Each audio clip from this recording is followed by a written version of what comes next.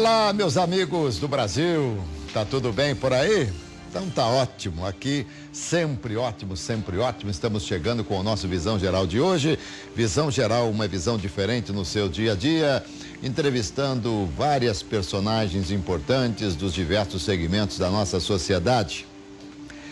Ao ser perguntado certa feita sobre quem era ou de quem era a patente da vacina da poliomielite, Jonas Salk, seu inventor, respondeu: é das pessoas. Não há nenhuma patente. Você poderia patentear o sol? Perguntou ele. Pois é. Hoje nós vamos falar sobre patente, nós vamos falar sobre direito. Hoje nós vamos conversar com a doutora Clara Toledo Correia, advogada especializada em propriedade industrial e intelectual. E por que é importante que empreendedores, empresários, todos façam o registro da marca ou de uma patente? Vamos lá? Doutora Clara. Tudo bom, Alberto? Muito obrigado pela presença, seja muito bem-vinda, viu? Muito obrigada. Vamos conversar um pouquinho sobre esse assunto. Aliás, antes de eu falar um pouquinho de você aqui, eu disse aqui, Jonas Salk, em 1952, foi quem criou a vacina, né? Descobriu a vacina. Era uma vacina injetável, com vírus mortos e tal, mas não tinha uma eficácia muito grande. Posteriormente, em 1957, Dr. Albert Sabin, meu xará, Albert Sabin, aí sim descobriu a vacina, a gotinha, ou de repente até ele melhorou a vacina, que é a gotinha contra a poliomielite. Eu pergunto a você, de quem que é essa patente? Do Jonas ou do Albert? Bom, a gente tem que ver quem que melhorou, como que foi todo o procedimento, né? E tem uma parte muito interessante que você disse, que ele falou assim, não é patente minha, é de todos, é de todos, né? Isso. Porque a patente, ela tem uma função social também, né? Toda propriedade tem uma função social. Então, assim, a partir do momento que você tem só aquele monopólio, só você de forma exagerada consegue usufruir, consegue aproveitar os frutos daquilo, não faz mais sentido a patente. Ah, ela tem que ter um bem comum. Tem que ter um bem comum, um bem comum. Tanto é que hoje nós temos questão de licenças compulsórias, que a gente fala, que o pessoal chama quebra de patente, né? Para alguns medicamentos, quando tem surtos e epidemias em algumas partes do planeta. Muito bem.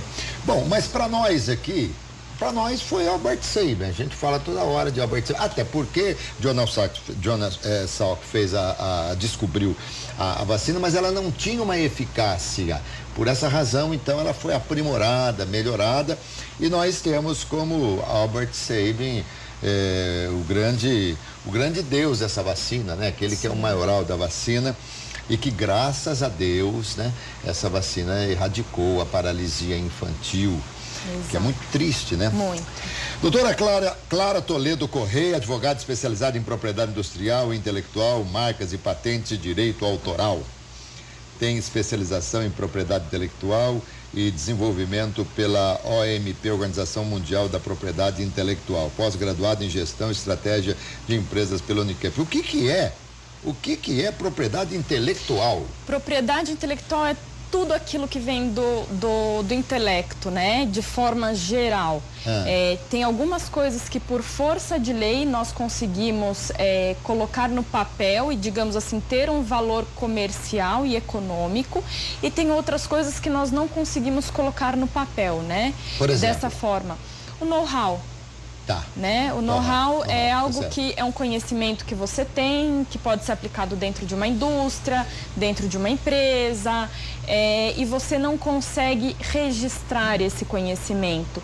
Mas, de certa forma, você consegue fazer um contrato e monopolizar, de certa forma, esse conhecimento. Entendi. Deixa eu fazer uma pergunta aqui. Eu já há mais de 20 anos, a forma que eu cumprimento o meu telespectador ou o meu ouvinte no rádio é sempre assim: olá, meus amigos, tudo bem por aí? Que ótimo, hein? Que ótimo, por aqui sempre ótimo. Se alguém for a um cartório de registro e registrar essa frase como sendo autor da frase, eu tenho que parar de usar? Não, na verdade, essa questão poderia sim ser atrelada a um direito autoral. É diferente de marca. certo?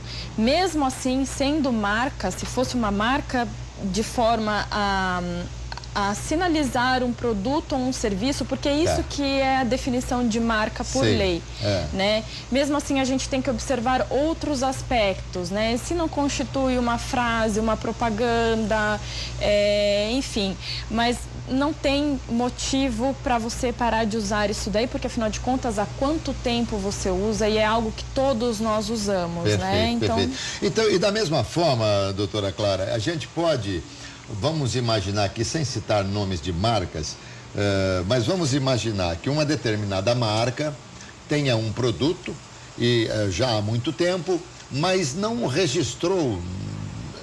Se registra no INPI, é isso? Registra no INPI. Então, mas não registrou no INPI, qualquer pessoa resolve fazer um produto igual ou semelhante e utilizar aquela mesma marca e registrar no INPI. Isso vai dar uma briga judicial.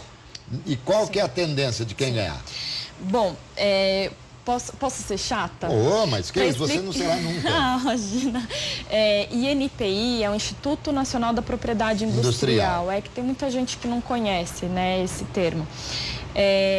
A gente tem que analisar muito bem o caso, certo?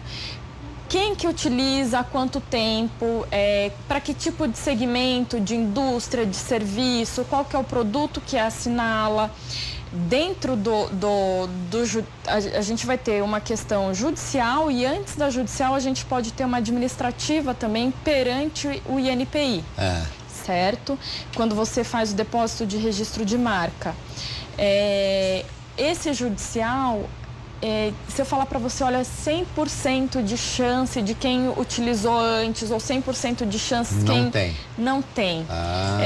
Nós lidamos com humanos, né, nos julgamentos. Então daí a gente entende muito mais a importância de você registrar aquilo que você faz. Sim. É importante, primeiro, para você comprovar a sua anterioridade. Isso te assegura. Isso assegura que não tenha concorrência desleal. Isso te assegura, de certa forma, te resguarda de pirataria no seguinte sentido. Você tem ferramentas para lutar contra esse tipo de crime. Você assegura o consumidor. A partir do momento que se entra numa disputa judicial e enquanto não se tem um julgamento do mérito, as duas empresas vão poder ficar utilizando ali o produto com a mesma marca. Teoricamente sim. Se você não entrar com pedido de medida cautelar, pedindo para que uma pare, a outra continue, tem que ver o que o juízo e o que cada advogado vai querer adotar, né? Doutora Clara, tem muitas ações nesse segmento? Tem. Tem.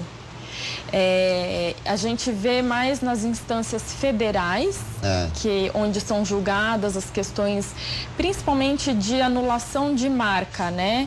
Foi uma marca que foi concedida perante o Instituto Nacional da Propriedade Industrial e ela, por algum motivo, tem que ser considerada nula. E tem as instâncias estaduais, que é o que a gente chama de justiça comum, que a gente vê essa questão de pirataria, de danos morais e materiais pelo uso indevido da marca. Então, são procedimentos distintos, utilizando o Poder Judiciário brasileiro. E internet? Vamos falar um pouquinho de internet. Internet ainda é um território sem pai nem mãe, as pessoas, porque é o seguinte, é uma coisa assim maluca, né? As pessoas postam aí, se eu gostei do que você postou, ainda que você esteja falando mal de alguém, achei que é legal, compartilho e tal. Como é que é? E esses crimes de internet? Na verdade é o seguinte, Alberto, internet, assim como a vida offline, como eu costumo dizer, ela é regida por leis. Né? Não adianta a gente querer regulamentar tudo, porque afinal de contas a gente não consegue, né, fechar dentro de um casulinho todas as situações de forma perfeita. Mas a internet não é um território sem pai nem mãe, não é um território livre, não. Nós temos leis que punem crimes de internet. Dentro da própria propriedade industrial e intelectual, nós também temos como aplicar uma coerção a determinados casos, e a gente tem que tomar muito cuidado, porque pelo fato de estar na internet não significa que não tem autor. Existe um código específico para os crimes da internet? Tem porque marco... é o seguinte, não acredito que esteja no Código Penal brasileiro, não, né? Nós temos o Marco Civil e temos outras leis de internet, cada vez mais aprimorando, sempre adequando a situação fática, né? O que acontece na realidade. Mas a gente aplica também as outras leis, né, do ordenamento jurídico. Agora, doutora Clara, com toda certeza, 99% dos brasileiros não sabem das leis que regem a internet, né? Imagina. Não só a internet também, Alberto, como outras leis. Embora, né, dizem que nós não nos excusamos do conhecimento da lei, mas é muito difícil você conhecer todas as leis. Eu, como advogada, não posso falar que eu conheço super bem direito trabalhista, porque afinal de contas não é a minha área, né? E assim por diante, por que não uma outra pessoa com uma outra profissão, né? Agora, quais são assim, os crimes mais comuns na internet? Na internet, nós temos vários, né?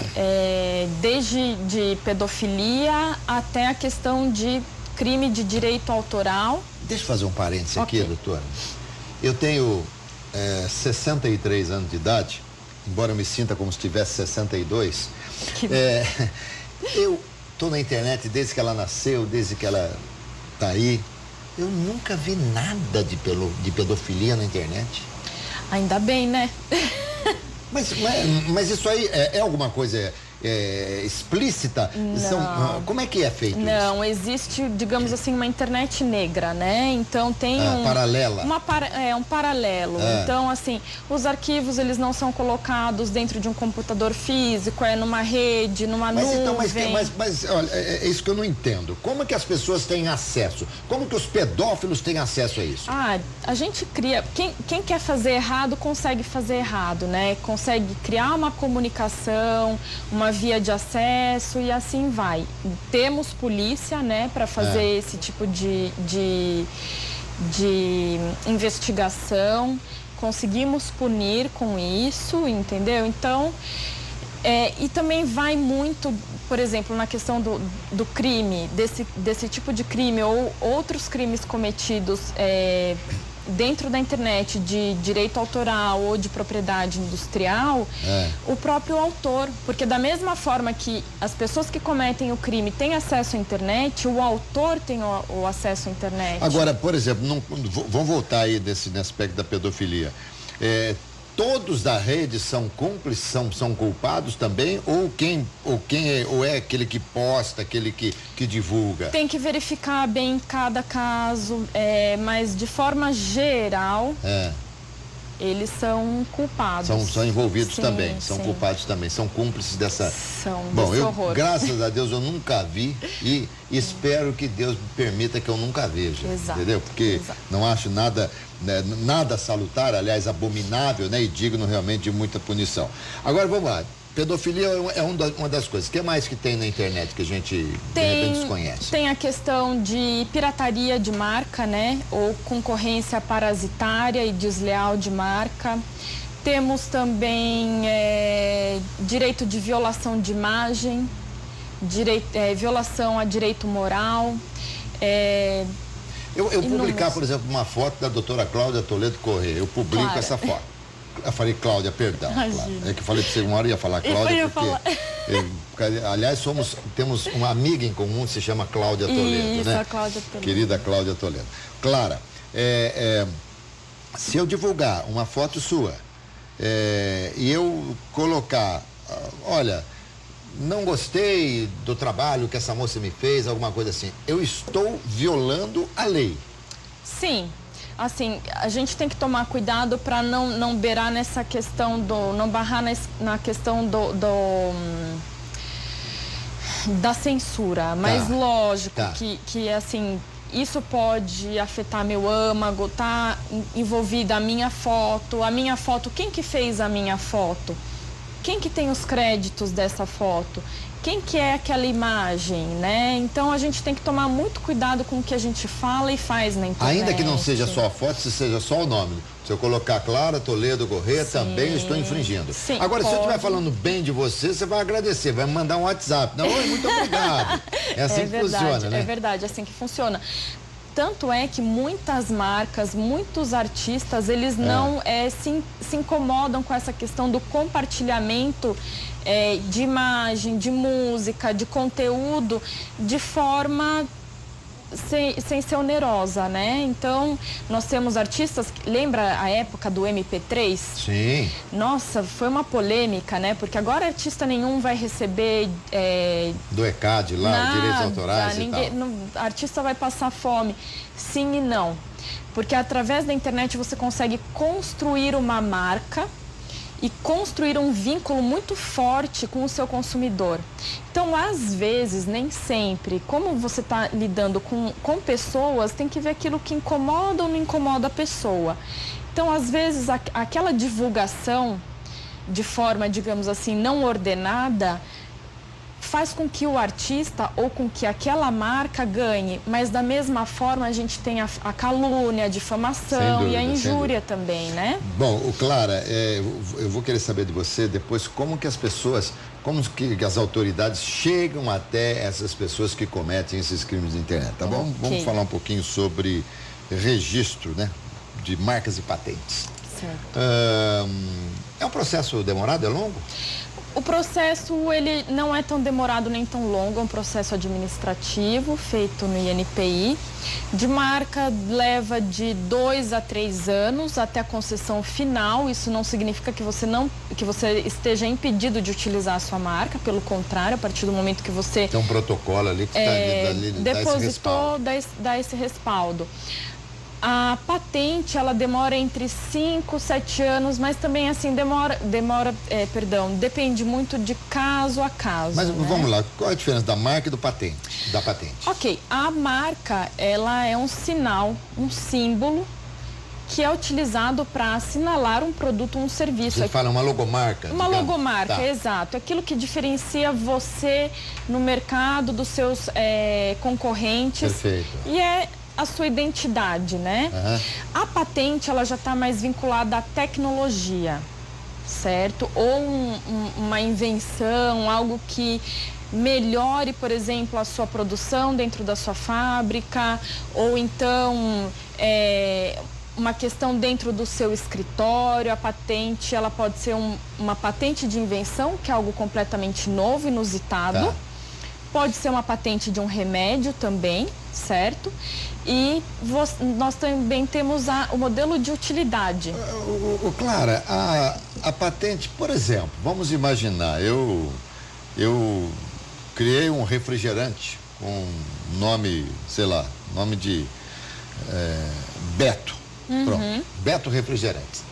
Aí eu criei lá uma logomarca, tá, um B estilizado, e tá lá. Estou tentando registrar. Agora, a patente, eu sou obrigado a fornecer a fórmula do refrigerante? Na verdade é o seguinte, né? A gente tem o caso famoso da Coca-Cola, que todo mundo sabe que, na verdade, ela não é uma patente, ela se trata de um segredo industrial. Sim. Então, isso vai ser protegido, digamos assim, de forma infinita, eternamente, porque você não sabe, você tem contratos que vinculam os fornecedores, para não saber o que tem dentro daquela fórmula. De um certo ponto de vista técnico, né, você consegue fazer engenharia reversa, ou seja, você pegar aquele produto pronto e acabado e tentar desmiuçar ele de forma a chegar quais eram as matérias-primas e como exatamente ele foi feito. Exato. Você consegue ter uma quebra. Quebra é um termo, na verdade, popular. Tecnicamente, ele não é correto. A quebra é quando você realmente descobre tudo que tem dentro daquela fórmula. Você pode ter uma licença compulsória ou a patente, ela pode cair em domínio público, ou seja, depois de 20 ou 15 anos, dependendo do tipo de patente, ela expira como os genéricos, por exemplo. Isso, exatamente como os genéricos. E cai em domínio público. Caindo em domínio público, todo mundo tem acesso àquela fórmula, ao contrário da marca. E o perigo, por exemplo, Clara, você não faz questão de vez em quando esquecer o doutora, não, né? Pelo contrário. Então tá bom, Clara. Às vezes você faz alguma coisa, ou uma empresa qualquer, e você não registrou, não fez nada e jogou a logomarca no mercado, em todos os seus talonários. Hoje não existe mais talonário, hoje é tudo internet, hoje é tudo digital, mas enfim, você pintou os seus caminhões, se é que você tem caminhões, enfim, você está correndo um risco de repente estar utilizando algo que já esteja sendo utilizado, e você depois é passível das sanções, da leis? Você é passível desde o momento que você não tem anterioridade, ou seja, se você usa de forma anterior e você tem como comprovar isso daí, de forma nota fiscal, internet, jornal, o que seja, ok. Agora, se você não utiliza de forma anterior... Mas tem que ser anterior, digamos, àquela marca que eventualmente possa estar reclamando de você. Exato, tem que ser anterior. Senão, a briga, digamos assim, fica um pouquinho mais complicado. A gente tem que ver se é para o mesmo tipo de serviço. E são multas altíssimas, não? Eu não posso te dizer que são multas altas, né? Depende de cada tipo de processo, depende do porte das empresas também, né? Exato, tem que considerar isso também. Se eu fizer alguma coisa que eu vou mexer com a marca da Volkswagen, por exemplo, o tombo é muito grande, né? Exato, e tem que ver também o seu porte, né? Não adianta eu condenar você a pagar uma multa altíssima, sendo que você não consegue. Para que vai ser isso? Aliás, esse é um aspecto interessante da lei, né? Nessa hora, as autoridades da lei passam por cima dela, porque às vezes você não pode aplicar o que a lei manda, porque você vai determinar a morte, digamos, né, entre aspas, da pessoa que está sendo multada, alguma coisa assim. Inclusive porque a questão de marca e de patente também, dentro do comércio, a gente também tem uma questão social. Quantas famílias estão dependendo daquela indústria e tal, Bom, vamos voltar um pouquinho para a internet? O que mais falta falar sobre marcas e patentes que é importante? Bom, a gente tem que, eu acho interessante a gente frisar que a questão de marca e de patente não é algo intangível, é algo que tanto pessoa física quanto pessoa jurídica tem acesso e deve sim registrar. Digamos que índice de registro de marca e de patente coloca a gente também num nível acima, né, do crescimento econômico e tecnológico do país. O Brasil, ele está no 30º no ranking de desenvolvimento, né? As marcas, elas fazem parte do nosso dia a dia e a gente sempre procura consumir marcas de países industrializados, né? Como a gente diz. Então, é um fomento para a economia e é um fomento para a tecnologia de todo o país, para o país crescer como um todo também. Doutora, como é que se registra a música? A música, ela é registrada pela Biblioteca Nacional ou pela Escola de Belas Artes. A música é um direito autoral, certo? E ela tem uma vigência diferente da marca e da patente. A patente dura de 20 a 15 anos, a marca tem uma validade de 10 anos, podendo ser prorrogável infinitamente, enquanto você utilizar de fato aquela marca. E a música ou qualquer outro tipo de obra artística, ela tem a durabilidade, digamos assim, da vida inteira do autor e 70 anos após a sua morte. Até porque, vamos combinar, né? Artista só fica famoso depois que falece, infelizmente, né? Infelizmente, né? Alguns não. Alguns não, é verdade. Famosos, né? E aí, para se registrar uma música, você precisa... A música tem que ser feita em partitura, tem que ter um músico que deve escrever a música. Tem a questão da letra, tem a questão da melodia e assim vai. É complicado, não? Não é complicado, não é complicado. Na verdade, assim, todos esses procedimentos, eles são bem fáceis, né? E hoje com a internet mesmo a gente consegue achar tutorial de tudo quanto é coisa. Para você para se fazer um registro, você tem que ter presença física sua no INPI, por exemplo? Não. Hoje nós temos as duas formas de procedimento dentro do INPI, a física e online, né? Existe uma diferença de taxas, né? De impostos. A física é um pouco mais cara, você tem a questão da demanda do papel, entre outras coisas, mas o procedimento é exatamente o mesmo. Você vai fazer o depósito, você tem que pagar guias.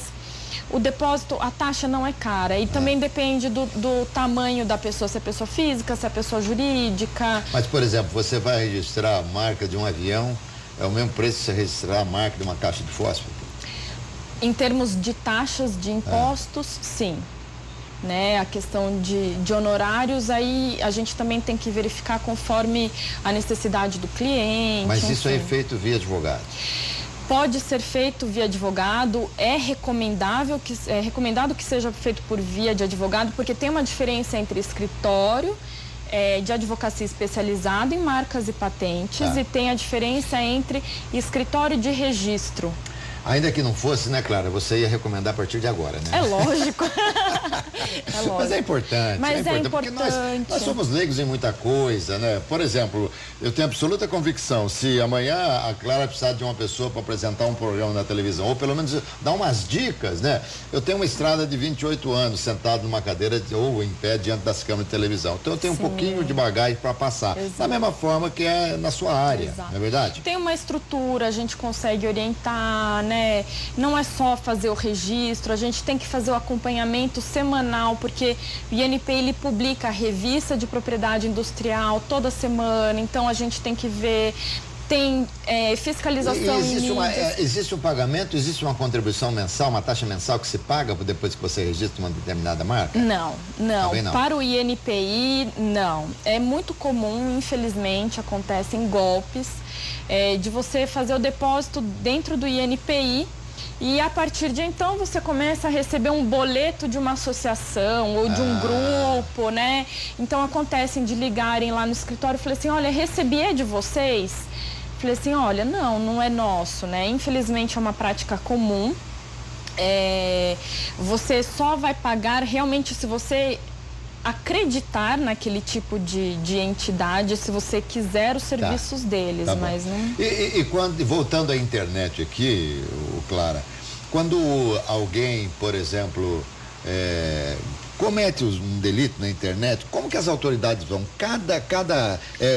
Pelo meu smartphone, por exemplo, eles vão descobrir, eles vão saber onde estou, pelo meu computador, como é que é feito? Consegue saber, né, Alberto? Mas assim, a gente tem que partir do princípio que, na verdade, a polícia, menos que seja um crime muito, assim, escancarado, algo que realmente, assim, não tem como falar, olha, o poder público vai intervir sem qualquer tipo de denúncia, digamos assim, o poder público não está aí para isso, né? Então, assim, cabe a cada particular fazer uma denúncia. Então, vai fazer a denúncia primeiro nas mídias sociais, depois pode ir para uma delegacia, se não conseguir. Não consegui, fiz mídia social, fiz uma notificação extrajudicial por meio de um advogado, fui para a delegacia, não consegui. Aí depois da delegacia você vai ver se você vai dar andamento àquele processo para realmente você ter uma demanda judicial, né? Acontece muito, as pessoas vão presas por fazer coisas na internet? Acontece, às vezes não necessariamente presas, mas a gente tem pagamento de multa, né? Porque a gente tem a diferença entre a indenização civil, né, e a pena do crime em si. Mas tem muita gente também que desconhece, e às vezes tem pessoas que não sentem incomodadas. Mas é o seguinte, eu chego à conclusão então que a punição é mínima. Por quê? Porque o mundo usa a internet, todo mundo, né? A punição ela vai ser mínima a partir do momento que você não se importar. Não quero dar continuidade a isso, não vou punir. Entendi. Entendeu? Doutora, tá com fome ou não, doutora? Pouquinho, doutora. Né? Gosta de virada paulista ou não? Adoro virada paulista, adoro comidinhas brasileiras. A virada paulista parece uma comida mineira, né? Não é? Pois A gente tem essa influência, né? Agora, por que eu falei virada paulista? Porque tem uma novidade aí a respeito desse prato, né? Exato, esse prato ele está para ser aprovado se ele vira ou não patrimônio histórico cultural, né? O virado quase que está virando já. Quase que está virando. E que significa isso? Isso significa que, na verdade, assim, ele não é uma marca, ao contrário da indicação geográfica, mas ele tem um valor cultural, ele tem um valor sentimental, certo? A gente faz um paralelo com isso daí, a questão da indicação geográfica, que nós, por exemplo, temos fora do país o champanhe, o Porto, mas nós também temos aqui dentro do país o queijo da canastra, perfeito. Café Mogiana e assim vai. São institutos distintos, mas que as pessoas estão me fazendo muito essa pergunta, né? E aí, Clara, é uma marca, é uma patente? Mas tudo bem, mas aí o que é que vai mudar? Por exemplo, se eu chegar em casa, minha esposa falar, hoje eu vou fazer um virada paulista, eu falo, peraí, vê direitinho, porque isso aí agora é patrimônio tombado aí. Exato, o que acontece? O virado, assim como o pão de queijo, né? Cada pessoa dentro da sua casa tem um temperinho, né? Ao contrário da indicação geográfica. A indicação geográfica, ela tem toda uma técnica, tem todo um proceder, um protocolo que deve ser seguido para que o vinho do Porto seja o vinho do Porto. Tem o mesmo blend, aquela coisa para toda. que o champanhe ele seja um champanhe e não seja uma espumante, né? E que tem que vir daquela determinada região e tem que seguir uma determinada receita. Aí sim, ao contrário. Agora, mas pelo paulista. fato de você falar paulista, estado de São Paulo não é uma indicação geográfica? Na verdade, não constitui uma indicação geográfica no seguinte sentido, né? Tecnicamente falando, do ponto de vista emocional, a gente tem que ver como que os outros estados lidam com isso também, né? Mas, tecnicamente falando, ele não pode ser considerado uma marca porque você não tem um protocolo exato, né? De como que é feito, qual que é o procedimento correto, qual é o tipo de tempero exatamente a ser feito, a ser utilizado. Então, ele não pode ser uma marca, uma indicação geográfica, no caso, né? Inclusive porque nem no INPI ele é registrado. Nós temos um outro órgão nacional de história e arte que faz esse tipo de... E aí vão se seguir, imagino, não sei, vão se seguir tantos e tantos pratos da culinária brasileira, por exemplo, tutu a mineira, baião de dois, essa coisa toda aí que a gente vai seguir o mesmo caminho. Exato, na verdade, assim, a gente tem que tomar uma certa cautela, né, porque é aquele negócio, são tantas coisas, o Brasil é tão rico, a nossa culinária é maravilhosa de norte a sul, em todos os lugares, né, eu não posso falar muito, porque eu adoro comer e experimentar comida. Mas isso realmente representa, né, o Brasil, o povo brasileiro em geral, porque pão de queijo é conhecido no mundo inteiro como o pãozinho brasileiro. É de Minas Gerais, mas tem no Brasil inteiro, aliás, o né? pão de queijo, né? A gente fugiu até exatamente do tema aqui da questão. Mas o pão de queijo, por exemplo, em Minas Gerais, em Belo Horizonte, que muitas vezes eu fui, sobretudo agora na Copa do Mundo, fui várias vezes, eu estava lá naquele 7-1 que eu chorei também lá, chorei de raiva, né? Lá no Mineirão. O pão de queijo mineiro, ele não é branquinho, ele é mais escurinho, mais acinzentado e tal, ele é diferente. Ele é diferente, por isso que tem a diferença entre indicação geográfica e a questão desse patrimônio cultural. A indicação geográfica, por exemplo, esse queijo da Serra da Canastra. Não é porque todo queijo da Serra da Canastra que é considerado o queijo da Serra da Canastra. O capim é um determinado capim, é produzido numa determinada época do ano, não é o ano inteiro, né? As vacas são determinadas vacas, como você produz esse queijo também tem todo um método diferente, né? E ele sai sempre igual, né? Sai sempre igual, sai dentro de um padrão pré-estabelecido. E isso daí gera riquezas, né, para os empresários da região também. Muito bem, muito bem. Bom, doutor, nós estamos no finalzinho aqui, faltando 1 minuto e 15 segundos para terminar aqui o nosso o nosso programa, sabe que televisão é tudo meio cronometrado, né? Tudo certinho assim. Apesar dos pesares, é bom dizer que todo mundo aí com clareza e com educação, né, doutora Cláudia, pode usar a internet à vontade, né? Ninguém precisa ficar com medo. Lógico, né? Internet Bom, a internet veio tanto para o bem quanto para o mal, sem né? Sem dúvida, sem dúvida. Então, a gente tem que tomar um pouquinho de cuidado com o que a gente publica, tem que dar nome para as fotos que a gente publica, fonte, texto, tudo. É o melhor. Para nos deixarmos tranquilos, vamos fazer isso, entendeu? Obrigado, querida. Eu que agradeço. Foi muito bom. Foi sua primeira vez, né? Isso. Foi ótimo, viu? Muito que bom. Muito bom. Doutora Cláudia Toledo Corrêa, advogada especialista em propriedade industrial e intelectual, me deu essa entrevista aqui no Visão Geral de hoje. Gostei muito, espero que vocês tenham gostado também. Não se esqueçam que eu volto à noite no RF Esporte Clube e tem mais, hein? Contusão do Neymar é mais sério do que a gente pensou. É uma fissura no 5º metatarso. Isso aí deve deixá-lo uns 2 meses fora, sei lá, hein? Tem Copa do Mundo, tem Brasil, essa coisa toda. Até a noite. Saúde, paz, alegria e muita sorte. Tchau.